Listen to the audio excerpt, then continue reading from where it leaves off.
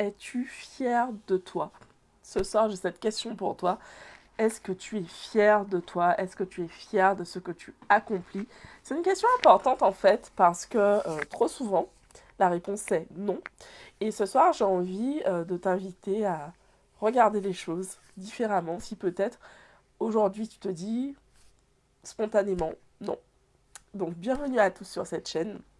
Je prends un instant pour me présenter. Je suis Clélia Isaac, donc je ne parle pas comme ça d'habitude, j'ai une grosse angine. Euh, Cependant, c'est important pour moi de tenir mon challenge de 365 jours en vidéo. Tous les jours, je suis là, je suis présente en live pour créer du contenu, pour vous aider à vous élever, pour vous aider à vous reconnecter à votre puissance. Et donc, ce soir, on aborde ce sujet. Es-tu fier de toi? Je te pose cette question. Es-tu fier de toi? Et je t'invite en fait, pour toi qui regardes cette vidéo en replay, notamment sur YouTube, je t'invite à prendre une seconde, prendre un instant, mettre pause sur la vidéo pour te demander, est-ce que je suis fière de moi? De quoi je suis fière? De quoi je suis fière aujourd'hui? De quoi je suis fière cette semaine? De quoi je suis fière ce mois-ci? De quoi je suis fière cette année? Vraiment prendre le temps pour écrire ce qui vient. C'est un exercice que je te partage parce que c'est important en fait de noter ses fiertés. C'est important de prendre le temps de se demander de quoi je suis fière. Pardon. Et donc, je te partage ça aujourd'hui parce que, par ailleurs, j'accompagne régulièrement donc, des femmes pour les aider à se reconnecter à leur puissance, à leur confiance en elles-mêmes. Et donc, aujourd'hui, une de mes clientes me partageait un superbe accomplissement qui est venu à elle et qu'elle a accepté et qui lui a permis en fait de réaliser quelque chose qu'elle avait mis sur sa liste de réalisation mais pour plusieurs mois. Et là, c'est bon, c'est fait. Cependant, plutôt que de regarder l'histoire en se disant waouh, je suis fière de moi, l'histoire qu'elle m'a racontée au début de la séance, c'était ah mais franchement, j'ai fait ça, mais vraiment, j'en suis pas fière, c'était pas terrible, ça n'a rien d'exceptionnel, etc. Donc en creusant un peu, au final, ce qu'elle a expliqué, c'est que, en fait, elle a fait de son mieux et que les conditions dans lesquelles elle a travaillé étaient absolument challengeantes et que donc, elle a vraiment fait de son mieux et qu'en fait, elle est fière d'elle, elle est fière d'avoir accepté ce challenge, elle est fière d'être sortie de sa zone de confort, elle est fière d'avoir été jusqu'au bout, elle est fière d'avoir accepté, puis surtout plus que d'être fière, elle est heureuse, elle a kiffé passer ce moment. Et du coup, c'est important, ça, en fait, de se reconnecter à la fierté, mais à la joie. Ok, est-ce que j'ai ressenti de la joie aujourd'hui? Qu'est-ce qui me rend heureuse? Est-ce que je suis fière de moi? Comment je me sens maintenant que j'ai écrit toutes ces choses dont je suis fière, en fait? Comment ça se passe, en fait, à l'intérieur de moi? Et c'est important pour moi de vous partager ça parce que pendant longtemps, je n'étais pas fière de moi du tout, en fait. Je trouvais que il n'y avait rien, aucune raison d'être fière. C'était pas un sujet, tu vois, genre, est-ce que t'es fier de toi? Évidemment que non, tu vois. Et au fil des années, depuis le début de mon cheminement personnel, j'ai appris à être fière de moi. Chaque année, j'écris mes 50 fiertés. De quoi je suis fière cette année? Et c'est un exercice d'ailleurs que je te recommande, d'écrire tes 50 fiertés.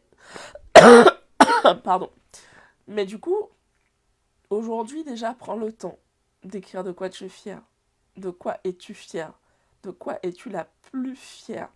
Et puis, une de mes clientes me disait que, en fait, elle aimerait apprendre à voir les choses différemment, à voir ce qui se déroule dans sa vie différemment, en fait, parce que justement, elle a l'impression qu'elle voit toujours tout sous un prisme négatif, dans lequel rien n'est assez bien, rien ne va assez loin, rien n'est assez bien fait.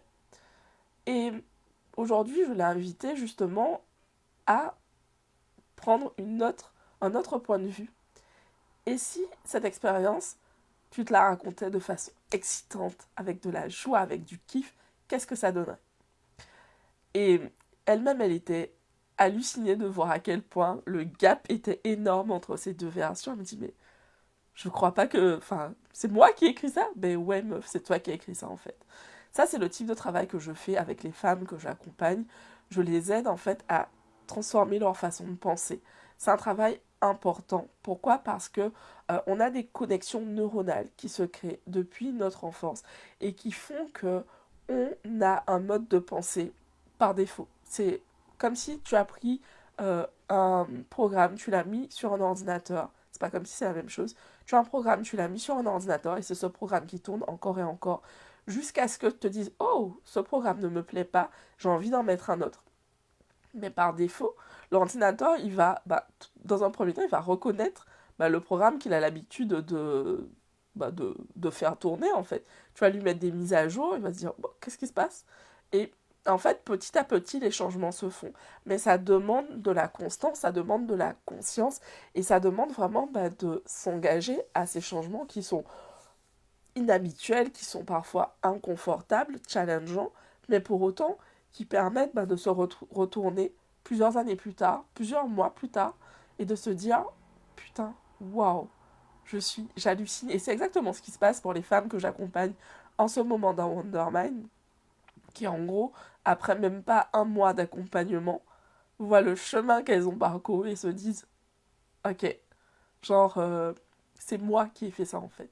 Donc, si tu te sens appelée à être accompagnée par moi, si tu te sens prête à travailler sur toi, si tu te sens prête à investir du temps, de l'énergie, de l'argent dans ta transformation, je t'invite à me contacter en message privé pour savoir quand est la prochaine session de Wondermind. Alors, petit indice, très bientôt. Et puis, contacte-moi en fait pour que je puisse t'inscrire sur la liste d'attente et pour que tu puisses être informé puisque les inscriptions ouvriront. J'ai pas encore décidé de la date. D'ici quelques semaines, je vais prendre un petit peu de temps pour gérer ce que j'ai à faire en ce moment et puis surtout pour me soigner concrètement.